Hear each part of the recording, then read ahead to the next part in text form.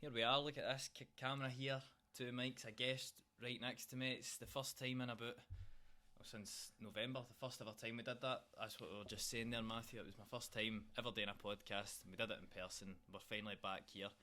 Now, if you're wondering where we are, welcome to wonderful Tranent, East Lothian. We're here at Foresters Park. It's not quite the manager, it's not quite one of the players, but actually it's the director of football himself. What an upsetting one, eh? Oh, sorry, mate. Sorry. But it's the director of football, Matthew. This is going to be an interesting chat. I think it's different, eh? Oh, it's the first time I've had a director of football on, so probably cover a few different topics. I'm looking forward to it myself. Now, I did say I was needing my prompts here. So, Jobs for Football defines the director of football as an executive that is the link between the first team manager and the board. They are responsible for the medium and long-term strategy of the club and offer stability, even if the first team manager is sacked or resigns. Is that correct? It is, to be honest. But I think once you get to this level, it probably changes in terms of you end up doing so much more. So here I still coach a wee bit. That's kind of obviously my background that led into this. I think some people maybe come from the finance kind of world, but this one kind of came from coaching and then having a knack for doing deals and contracts, and then that's kind of where you end up getting pushed towards. But I'd say that's kind of spot on, eh? It's kind of the reason I was brought in here to do that job. Aye, do the gaffer's dirty work for him. Basically, mate. Aye. Basically, the gaffer on the board. That's me. But you can play the nice guy. You know what I mean in terms of it's their decisions. I'm just the one following through. So it's not as cutthroat as that seems. It's more them, but they're just doing it through me, which isn't the worst thing in the world. Don't shoot the messenger, that's probably the best way to put it. That's it, mate. We do live in a world here then when Tranent has a director of football yet Celtic don't, which is quite funny I think, but mate, whatever Peter Lowell you will. Just from your, it's a fairly brief experience you've had as well in the role, just from that, is it something that you think that more clubs should adopt or need to adopt? It's one of them, mate. You see weird levels coming up with it. You see it at Camelin, and then you kind of see wee digs online, but I think there's so much of this that people don't really understand in terms of, obviously you've got a full youth set up here, kind of all the way up for you kids level to 20s, and then if people keep changing, then the kind of philosophy of the club kind of starts to change, and my kind of goal was to kind of need everyone together, if you like, and I think that's where it's important, eh? I just feel that if something's consistent at the club, then you'll hopefully get consistency over a long period of time, and when my time comes up, there's kind of a ground frame for somebody to kind of take on. So I think it is. I think it's important. And I think people have them, maybe just don't word them in that way, but there's definitely, when I do deals with different clubs, you speak to guys, and if you're going through what they do, they're effectively a director of football, but it's maybe just one of them people who don't like the term, or one of them. When I got offered this job, I wasn't big on titles, it didn't do anything for me, but I guess for fan bases and stuff, they need to understand what the club's trying to do. Yeah, we are then in a world where, like you say, something needs to be consistent. We're in a world where football is at its most cutthroat. Guys are getting sacked left, right, and centre. We'll get back to that a wee bit. Just tell us about yourself then, because you do offer the unique challenge of not having a Wikipedia page or a transfer market history to follow, which has normally been my guide, but fire away. I'll not lie to you, mate. When I watched the Don Thomas one and I seen him kind of talking, I was like, this will be completely different for me. So I grew up in a place in Gilmerton in Edinburgh, and kind of was into football from there, mate. I played at a local side called Fernieside, who no longer exists, funny enough, but they were a fantastic football club, mate, and I kind of just grew my love for football there. So I was a keeper, so I was decent in terms of kind of went into academies and then came back out and kind of bounced between in terms of moved on to Bonnyrigg and stuff that were kind of top sides at youth level, and then got kind of wee chances at academies, and it just never worked out, eh? It's very hard. It's very hard as a goalkeeper. It's a one-man job, really, eh? And you can only play that one position, unfortunately. So that kind of youth side of it was very different for me. It was kind of opportunities, but nothing, and kind of nothing that was concrete. And then I kind of got a wee chance to go to America on a scholarship, and then through that I ended up getting a trial down in Oldham. So I spent a wee bit of time down there, and then through that I ended up getting a wee chance at Queen's Park, still when they were amateur status in League 3. But that was still kind of like they're under 20s, if you like, at the time. And I think I was just a guy, and I never really understood the East of Scotland, the West of Scotland, or your Lowland League, what it was at the time in terms of the money in the game. Would I have focused more and tried to make it to that? Maybe. But I think I was just quite money driven, mate, in terms of like, I was like, I'll go to university, done quantity surveying and tried to kind of go down that route. But football, I then changed to a centre back. I think every goalkeeper thinks they play outside. So I went into the East of Scotland and just kind of popped about sides, and I was just a horrible hard hitting centre half that never had no technical ability and didn't want the ball, to be brutally honest with you. So I went from there and I ended up moving down to Birmingham with my work, and that's where my more like I started to get into like scouting and analytical side of football. So I started doing a few courses and stuff down there and doing a kind of bit of free work, and then down there's like a football hotbed. Like you've got, you know, the Blues, Villa, they were in the Premiership at the time, Villa. So were West Brom, you had Wolves, and then I'm very close with Mark McNulty and Stephen Skugall. They were at Sheffield United at the time. So I ended up watching maybe 2-3 games a week, depending on like fixtures. So you think you're out the game, but really you're constantly learning. So that was kind of where it kind of led me. I got to watch loads of football down there and just kind of built up a wee bit of knowledge without meaningly going and studying the game. So I done that, and then I came back up to Scotland, and I still was kind of a wee bit of free work for kind of scouting stuff, but now I'm just kind of concrete, and I wasn't really up there in terms of the qualifications yet, or the kind of background. And my way into football's probably led quite quickly. So I got offered a opportunity to manage a Sunday League club called Had It in Town, and I was like, it's nowhere I kind of want to go. But the guy kind of sold it to me as they had a lot of players that were under 20s East of Scotland that didn't make it, or been in the East of Scotland, but just for whatever reason hadn't made it. So I kind of said, right, I'll coach, I don't want to manage. And then through times the players ended up transitioning to want me to manage. So by the first game of the season I was the manager, and it was like tremendous. So when we talk about directors of football, I think I was kit man, manager, coach, everything. But I think we had 20 players there. We finished the season with all 20, which I probably think is one of my greatest achievements in terms of keeping people kind of happy. And we won a league and a League Cup double. And then through that, I went to... I kind of had interest in East of Scotland coach. People had kind of spoke to me. We played nice football, and obviously we were doing well. And then that never really came about, and I had a wee bit of... call it like imposter syndrome, you know what I mean? When you've not been at that level, you start to think like, I don't know if I'm good enough. Did I get found out here? So I went and I messaged Ormiston and Primrose, a local site here in East Lothian, and I, no disrespect to them, but at the time they weren't in the best position. They hadn't won many games in a few years, and I thought, well, if I can go there, I can kind of make something happen, and I'll see what can happen for there, should I say. And that's where I met Ian Little. So Yano, to me, the gaffer here, he had just been sacked for Berwick, and his mate was the manager, so he was helping out. So I ended up coaching there with him, and I don't think we weren't like, he didn't instantly take me under his wing by any means, but we were kind of coaching, doing a bit of goalie coaching at that club. It was still many jobs under one, and I was still coaching at that Sunday League side, and we played them in a friendly when there was games were off in the winter. And the football for us wasn't pretty, but I think we ended up winning. It was 2 or 3-0,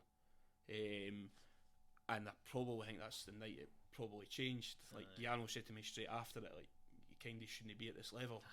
So he, after that moment, I'd say probably just took me under his wing and kind of coached me from there. And then moving on, he moved on for the club to Bo'ness. I kind of took over like a kind of assistant kind of role. But I'd started getting more opportunities with my scouting stuff I was producing.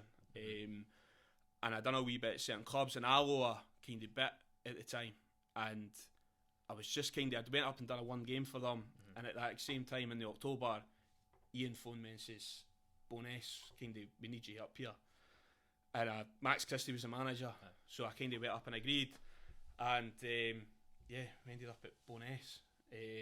And that's probably where football takes a bit of a turn in terms of the levels. I skipped probably a massive part, but that's massively down to Ian, and I think a lot of the boys say that he's like my dad, but that the relationship between TranarenT'S has obviously changed in terms of roles, and as I've kind of obviously became better at what I do, and he focuses on his and I do mine. So, but that's where it kind of went from there. And then obviously Max Christie resigns for the job in the kind of February time.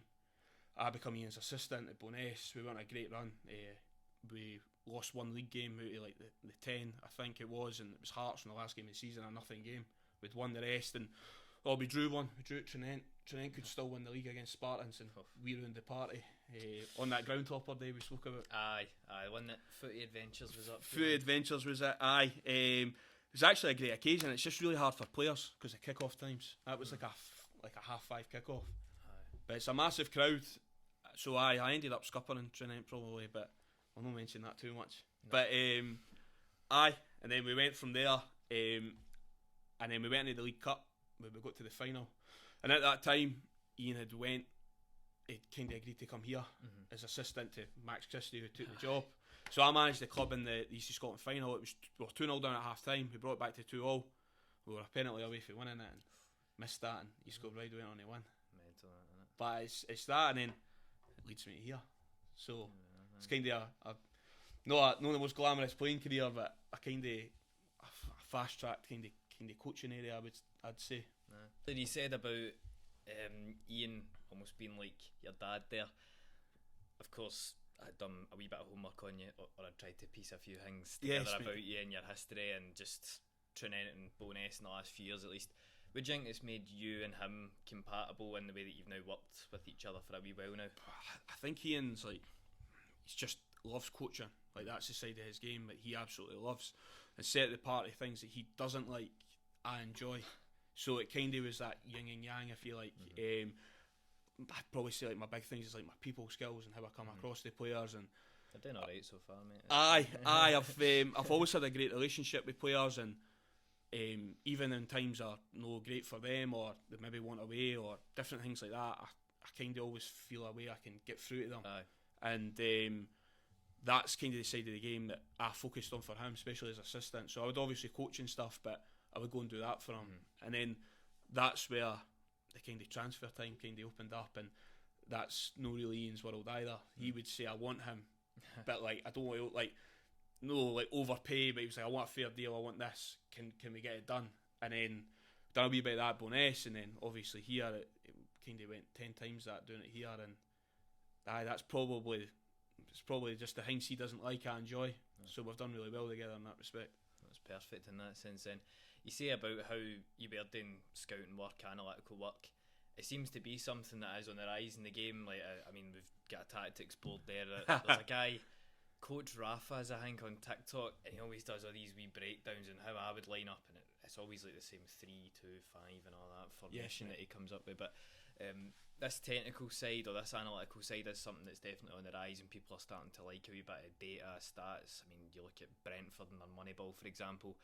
What are the sort of things that you did to improve at that, or what sort of things did you provide for clubs when you were saying you were working for free there? Well, I think the main thing when I was at a club was I was never like a laptop coach, as you'll see some guys that put stuff on.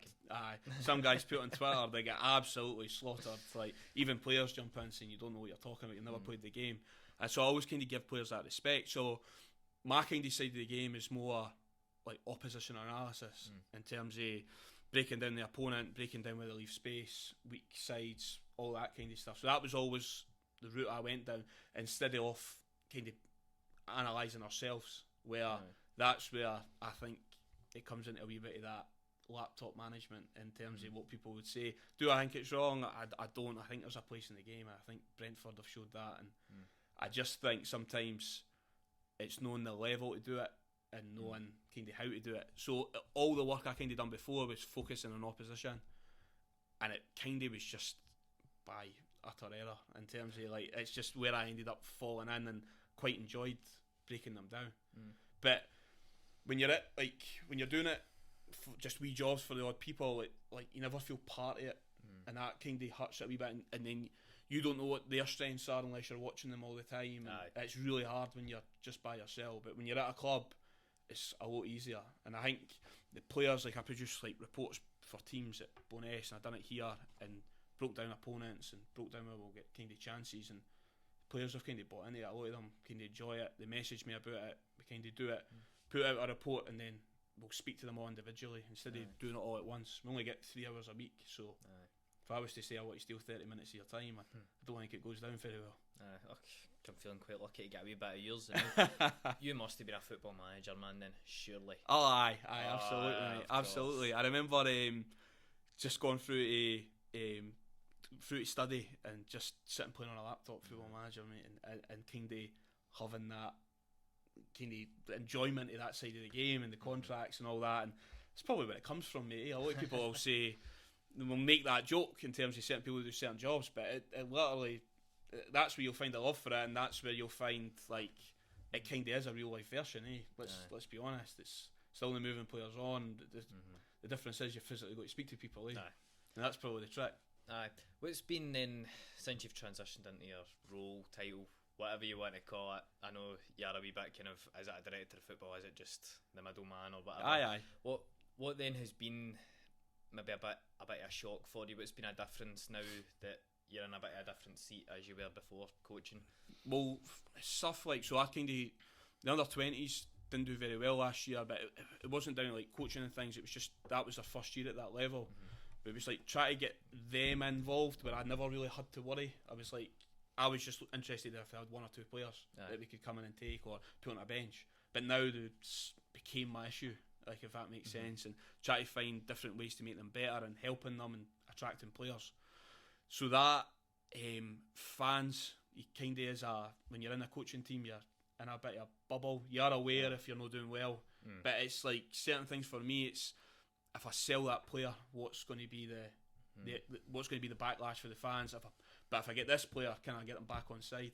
So it's kind of that side of it. In terms of like the club, it's stuff you would just expect between managing a manager and a board. It's not anything, kind of out of the ordinary, what people would imagine. It is quite, but budgets as well. Budget's another one, kind of getting within the parameters of where you are. But we had a bit of time at that Boness. The Boness board kind of just gave you something and you walked away and you just had to deal with it. As long as their monthly bill was that, no one ever asked. So that was a lot easier. Whereas here, the fan base here and the board and kind of demands, everything's more microscoped for me. Here, that's probably another kind of big challenge. I know you said that you only get about 3 hours a week with the players. I think that's just the training, or is that? No, that's just training. No match day. But you're never really going to conduct business on a match day for like my side of things. Training, you'll get like wee bits of time. I probably speak to players nearly every day, which my wife will cuss about. But nearly every day, I'm kind of taking phone calls, or sometimes it's for me like I just like to check in on players, and certain players have certain issues, or maybe they're not playing, or like I probably take everything quite personally in that way, and I want people to be enjoying themselves, and if they can't, how can I get you enjoying yourself? Yeah, I was just wanting to know then how much time you spend on it there, but that seems aye, a lot. So on top of my day job, probably nearly every week an hour. Because that's even what Stuart Hunter was saying as well, that he wasn't considering, or he was a bit doubtful about the Boness full-time job, just the Boness job in general. Yeah. Because his wife was saying to him, "Don't you dare, because you'll have no time to do anything else." And then he took it and he was a bit. I do want to ask about Tranent, because it is a club that has interested me a lot, because as much as I was saying to you, I did take a few more interests in this league and this level of football, but Tranent is a team that's been on a pretty quick rise. Even just for a few years ago, they weren't at this level, and now here they are, and they could potentially challenge for the title, depending on how Mick Kennedy conducts his business this summer, which I'm sure they've already got a couple of guys in the door, have they not? I'm sure they do. Or they've got a few words in somebody's ear about coming in. But what would you then attribute the big factor as to why Tranent have been so successful in such a short space of time? I think it's a tremendous club, mate, in terms of you've had a wee tour about. It's a great facility, and obviously you've got the 4G out there which you train on. Then they're always in that first team dressing room, so it's like a bit of an academy feel. They're always kind of in there, game days, training. It's a great pitch. The fans are brilliant. I think we spoke about 7-0 game against East Kilbride. The crowd, just like it just has that kind of feeling of a big club. So Ormiston, half a training pitch with Tranent in the winter. And when I was at Ormiston, I used to look over. And when you start to look over, that's when you know there's a draw. If you're personally going and looking, like, you know there's a draw to that club. And that was during their obviously the East of Scotland rise, and their budget was obviously a decent budget at the level, and they obviously operated well in doing so. But then it's when you get to this level, you get bigger boys and bigger fish, shall we say, with bigger budgets, your East Kilbrides of the world, and you've just got to find a way. I solely believe that we'll win the league. That's what I was brought in here to do. I don't have that budget. Would have made my life easier if they went up, maybe. But I love that underdog. I love all that kind of thing. And I don't think the club's recruitment was wrong in the summer. I just think it was a wee bit. A lot of people in similar positions could do similar things.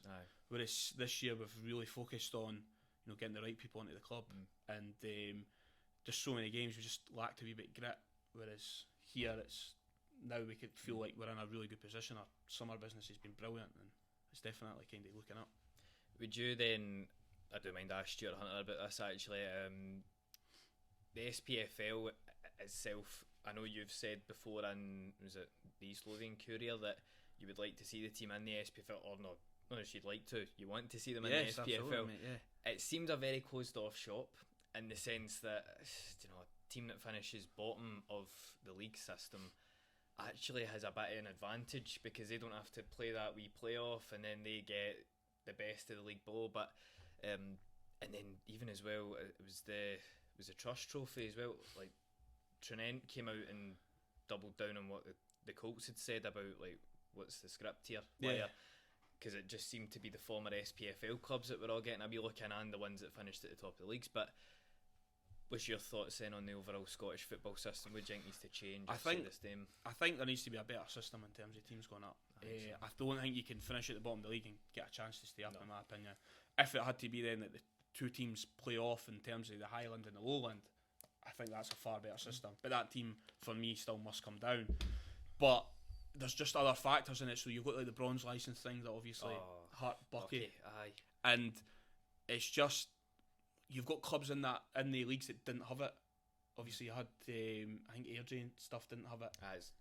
But because they were already there, they didn't have to have it, but it was the teams that were trying to get up. Exactly, which just doesn't sit right with me. But listen, it is what it is, and we've really focused on that here, especially this summer, in terms of can we get business done, and I'll help get the business done, fund towards that, and I'll do my business quicker so that I can get players with no transfer fees. So we were really on the ball in terms of getting the money in the door for the players we were selling, which funds the club and makes the club nice and sustainable.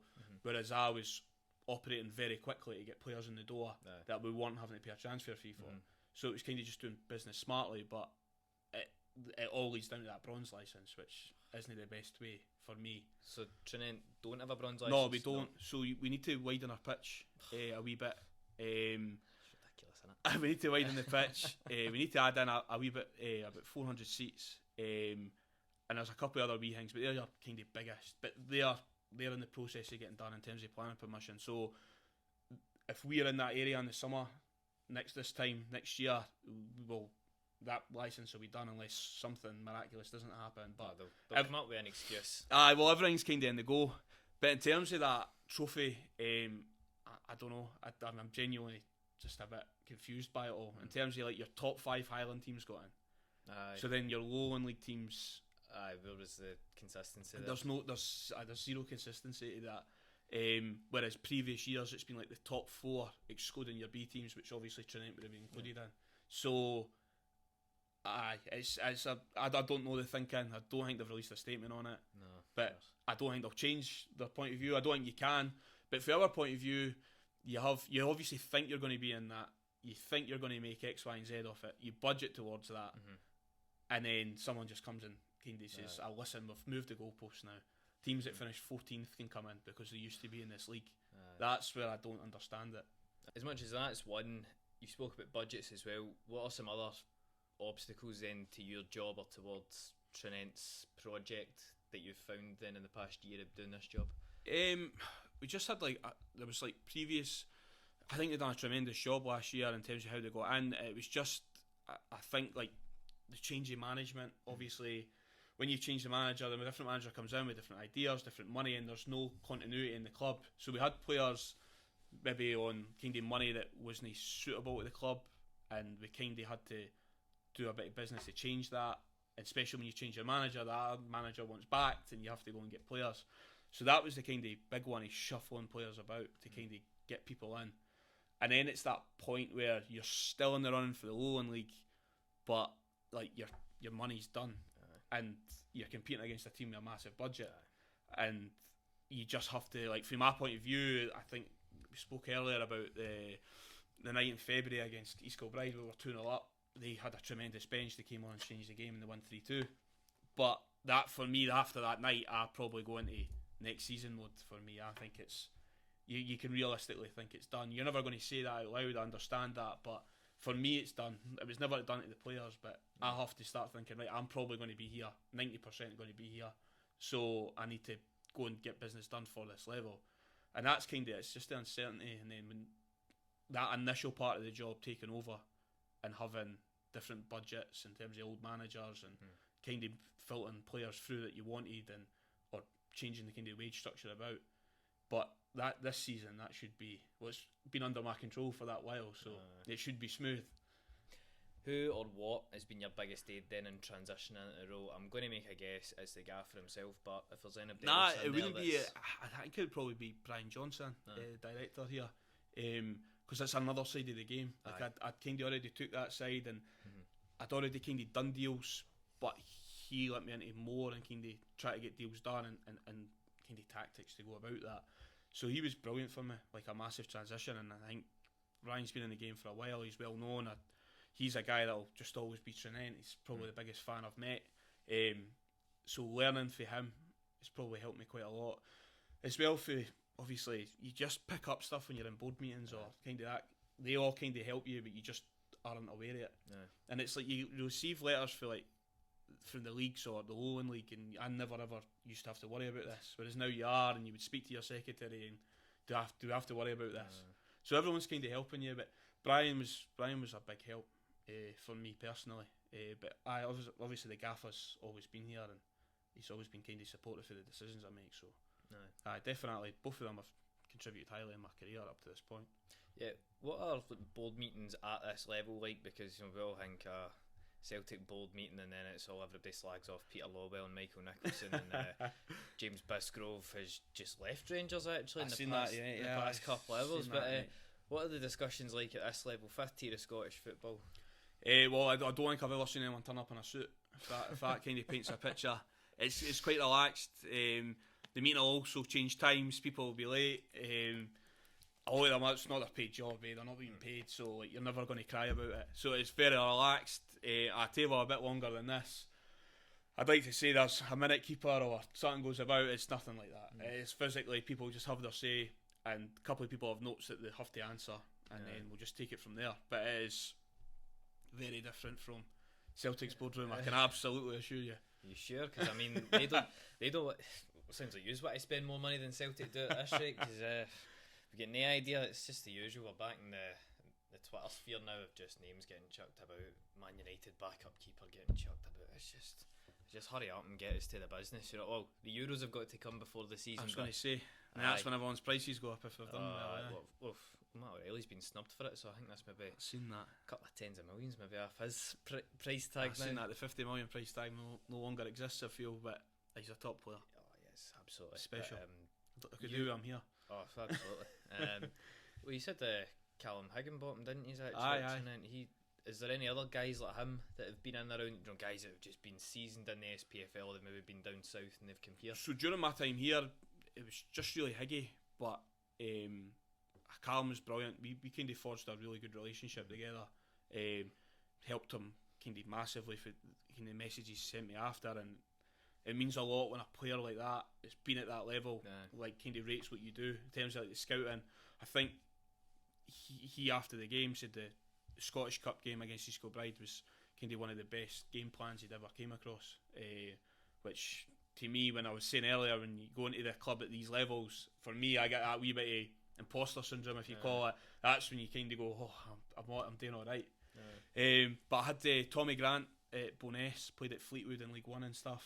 But you come across kind of players that have had decent careers jumping into the leagues. There's loads of them, but Higgy's career's, I think that's the best I've worked with.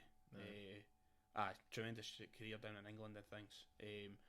By loads of league players, but Higgy's by far is probably the best CV Wikipedia page. Okay. I'd take him on the podcast, let me tell you that. You had said about in the paper as well, you want to build a sustainable future, and if you're going to be successful, getting up the leagues or whatever, or just being successful in general, you're going to have to do it by building a sustainable future. Define what that means to us then. So as we spoke before, Tranent probably had a bigger budget in East of Scotland to the rest. And you come up here and you fight with big fish, and it's no longer you can no longer bully or pay more or kind of get business done that way. You have to strategically sit and go through it all. So the club had like a massive change over the last 10 years. I think like a guy called Matty Wright came in and done massive work with the club, and you look for photos 10 years ago, the club's been brilliant. So that kind of side it's taken over for me. But it's like making sure your 20s are on it, not just having them because they're a Brawn licence tick. Like, can they produce players for your first team?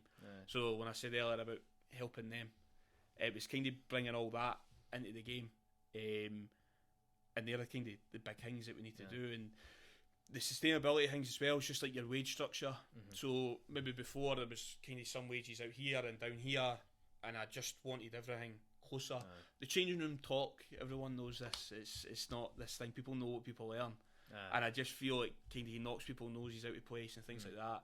So that sustainability is just making sure everyone's in here, everyone's here for the correct reason, in terms of you're not outpaying someone else more. Maybe you're close, but you can say, you know, I want you to be at this club because you want to be here, not because I'm paying you the most. Which I understand money's a big part, and that's not a sway to that. But can I get close to that, keeping my wage budget, and get you here for the right reason? So that's the kind of sustainability model of that. And then it's like, I think we've purchased the cadet hut on the outside, so that's getting changed into a kind of hospitality function area. So like all the wee kind of things are sustainability. Like, it's going to bring money into the club. You know, can we connect with the community more? And that's how we'll keep a fan base, it keep us sustainable and moving forward in the right kind of direction. You say there about the 20s and the community there. How much an involvement then do you have with the youth structure of the club? So it's obviously coming in at the time I did, it was just more like the 20s, kind of touching with them, and their manager kind of works more with like the younger groups, so he kind of passes on the message of how we want to play or how we want to go about things. But we've brought in a coach from Edinburgh City's first team, Andrew Johnson, so he'll go in there and coach next year. With that brings a lot of players, so that'll kind of change the culture. If they start to do very well, you'll start to get the youth groups will get better players. Just now when you look through the leagues, I think I don't think any of the teams are League 1, they're all kind of League 2. So if you want the structure, you need to get them all into one to knock into the 20s, which should hopefully feed into us. That might be something that takes longer than maybe I'll be here, but if I can set it in motion, then fantastic. Like, at least that's something I would say I've achieved. Hopefully by the end. Hopefully. You will. Tranent as well, it does seem to be a football club on this side of Edinburgh at least that's out on its own, out in East Lothian. These are the highest placed East Lothian side.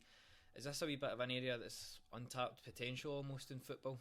It's, you know what, I'm not from East Lothian, I moved out here about 6 years ago. But then you start to realise, like, Musselburgh have a big following, Dunbar, like, they're all kind of big teams in their own right for the area. Preston had it in as well. So there's like, it's a proper hotbed of football, especially like that junior kind of level. But obviously Tranent have kind of went above and beyond in terms of coming into the Lowland. So if you get into that league, I think it just attracts so much more in terms of fans. But it's certainly a hotbed, and there's a lot of talent out here. A lot of talented players. It's quite an exciting place to watch football, to be honest. I'm just hoping no fellow directors of football are watching that now. This is your bullpen. You need to keep control of it. That's it. You say about the community as well. I read that you're full in on how important the community are to the club, and I can understand why. Of course, you know, it's possibly not easy operating being just outside of Edinburgh in the way that maybe a club like the Cumbernauld Colts, who are just outside of Glasgow, it's all similar in that sense. I suppose we've got a wee bit of a mutual want to have people in and watching our product. So if I'm to ask you advice in terms of me having people watching this podcast, you want people to get into your ground. Absolutely. How do you go about doing that then? I think it's just about trying to connect with people as much as you can in terms of taking time to go out and engage with them. I think like social media is massive now, which is kind of your world. And it's not something I'm avidly big on myself, but I understand its importance. I understand how big it is, and we're about to post out for a kind of new social media manager, and we need more done in terms of, like, from my point of view, I'd like more interviews done, that kind of side of it. We've never done that, and I just feel like it just brings everybody, it opens the door a wee bit to let everyone come in, and that's the kind of stuff we need to do to let them feel like we're buying in. Like they can see the club, they know what's happening in terms of kind of like secrecy. I want it to kind of be a bit open in terms of we can see what we're trying to do, because then people become understanding. Well, here we are. This is one step. I tried to kind of reach out a wee bit. Tranent isn't as active on your social media as maybe that does just take a wee bit of building up from yourselves, but I'm sure I'll get it out there to the masses anyway. Hopefully. I'll target it towards them, don't worry. Like I say, I'm a marketing student, so I need to, just for my own credibility. Make sure it gets out there. Are there any exclusives about the club that you can disclose here that the supporters haven't heard yet? That we're doing a fair bit of business just now, but by the time this probably goes out, we'll have signed Ross Gray, Connor Doan, Johnny Stewart. I'm going to try to get this out tonight, by the way. Alright, okay, that's fine, mate. Johnny Stewart will come in as a player assistant. Connor Doan and Ross Gray come in for Bonnyrigg as well, which is obviously league club signings. So there's a bit of an exclusive for you. And then we've signed pre-contracts with what we feel are kind of the best talents in East of Scotland, a bit younger, and Guy McGarry and Joe Viola. So we're incredibly excited. For the rest of the deals, I'll wait until Penn's touch that bit of paper for me. Right, well, Matthew, if we were to come back here in a year's time, and if I was to ask you, have you done a good job personally? Has the club done a good job? And you tell me aye, and I'd ask you, why is that? How would you describe a good job in a year's time for Tranent? I think from my point of view, did I stay in budget? Did I manage to make money for us? You stayed in the job? Did I stay in the job? Aye, I'm still here. Did we make? Did we stay in that kind of budget area? Have we produced talent for the 20s? It's all that kind of side. I want to say, have we won the league and been promoted? But that goes more to the manager than me. I just support him, and I've supported him fully. So he's got my full support, and he's got the club's full support. So that's where he has to take over it. Him and Johnny need to now deliver the goods, as they say. But they've certainly been kind of well backed, and we've got the targets that he wanted. I went and got them, so he needs to produce his bit now. But I've got utmost faith that hopefully we sit here in a year's time and he's in the job, which is the important thing in football. And I'd love to say that East Kilbride will obviously be the favourites, but I do love the underdog story. And everybody loves the underdog story. I know, and if we can get the outsiders on the bus with us, then it helps us a lot. Which we're certainly going to try. We have to do it in a sustainable and smart way, but it's well underway, and it's certainly ticking along really nicely. I'm really happy. Sitting at this moment, I'm really happy with how things are going. Unless there's a massive curveball, well, I might be upset, but we'll work that out. This is football after all, isn't that it? is indeed, mate. Well, I hope the Tranent supporters have really appreciated this, because this was a very Tranent-centred episode. It's probably been the most centred on one club, possibly. Definitely. Just because, for example, we just did Dom Thomas, said at least we could get through his footballing career a bit, and when you actually look at it, we didn't talk that much about Queen's Park. It was mostly just I always like to touch on the managers personally, so that was probably the bulk of the conversation. Yeah. But I've really enjoyed this, mate. It's been a unique challenge physically with this bit of kit that I had to order in for it, but hopefully we've got some more in-person ones coming very soon. I quite like this, a wee bit more conversational. It's a bit easier just for us to bounce off each other. Definitely. But thank you very much for having me out here, mate. I'm sure I'll be, if I'm not along here, I'll be along to see you a wee bit closer to home. But thank you very much, Definitely. mate. Thanks very much.